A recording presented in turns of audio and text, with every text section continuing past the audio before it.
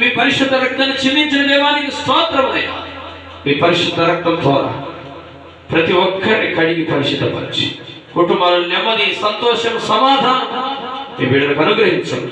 ఈ గ్రామ ప్రజలను మీరు రక్షించమని, ఈ చుట్టుపక్కల ఉన్నటువంటి ప్రభా కుటుంబాలందరినీ మీరు జ్ఞాపకం చేసుకుని ఆశీర్వాదించమని, పాడి పంటలు మీరు దీవించమని, కుటుంబాలు చదువుకునే బిడ్డలకు మంచి ఉద్యోగాలు దయచేయమని, మంచి ఆరోగ్యాలు దయచేయమని, నెమ్మదిని దయచేయమని, సమాధానం దయచేయమని, ప్రాముఖ్యంగా ఈ గృహం ఇచ్చినటువంటి కుటుంబ సభ్యులను దీవించమని, కుటుంబాన్ని కలపమని, ప్రతి ఆటంకాలు వేస్తున్న కొట్టివేయమని యేసు నామమున ప్రార్థన చేస్తున్నాను తండ్రి, ఆమేన్.